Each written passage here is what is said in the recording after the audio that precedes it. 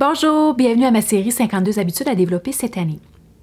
Une des problématiques que j'entends souvent en coaching, c'est que les gens sont insatisfaits, sont déçus de leurs résultats, que ce soit au niveau de la perte de poids, que ce soit au niveau de leur objectif, peu importe, que ce soit financier, professionnel, peu importe, la déception que ça va pas aussi vite qu'on veut et puis ou qu'on n'a pas atteint les résultats, escompté les résultats souhaités.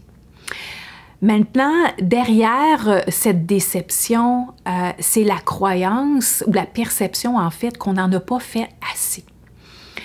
Et souvent, cette perception, elle est erronée. Parce que quand je pose des questions aux gens, on finit par faire toute une liste de choses, d'actions que les gens ont faites, en fait. Donc, ils ont progressé, ils ont avancé.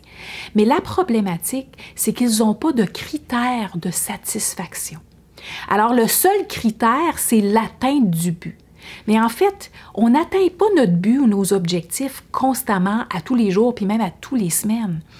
Qu'est-ce qui est important? Souvent, notre but, il est quand même assez lointain. C'est un but on progresse, donc on a besoin d'être en action. Donc, ça nous prend des critères de satisfaction qui sont clairs et réalistes. C'est de cette façon-là que le cerveau va dire « Ah, OK, là, je comprends ». Et non pas « Ah, ben non, tiens, donc, tu n'as pas atteint ton but, donc déception ». Donc, c'est quoi des critères de satisfaction? Eh bien, pour vous donner un exemple, ce matin, j'en ai travaillé avec une cliente en particulier. Alors, son critère de satisfaction, son premier critère de satisfaction, on s'était donné des engagements. Alors, c'était de respecter son engagement, puis elle s'était donné à du 80% du temps. Parce que, réalistiquement, c'était un changement d'habitude. Alors, elle était très réaliste que de le faire à tous les jours de la semaine, elle savait que probablement que ça n'arriverait pas. Mais avec la loi de Pareto, 80-20, elle disait à du 80% et plus, je pense que ça va être réaliste, ça. Alors ça, c'était un de ses critères de satisfaction. Le deuxième critère, c'était...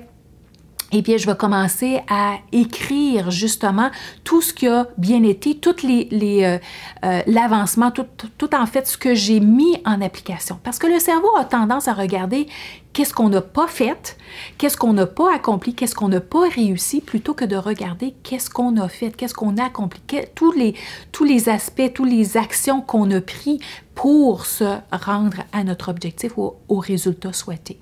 Alors, c'était son deuxième critère, elle était pour regarder et puis justement être satisfaite et être fière, être en appréciation sur les choses qu'elle avait faites, qu'elle avait mis en application. Et puis, son troisième critère, c'était aussi une activité physique. Donc, son activité physique, elle l'avait mis de façon réaliste. Alors, je vais le faire tant de fois par semaine. Alors, pour moi, c'est réaliste. Et puis, en plus de ça, je vais cocher. Donc, je vais garder un outil pour me garder imputable, en fait. Alors, c'était son troisième critère de satisfaction. Donc, lorsque c'est clair et que c'est réaliste, on réussit à finir notre journée avec une fierté et une satisfaction.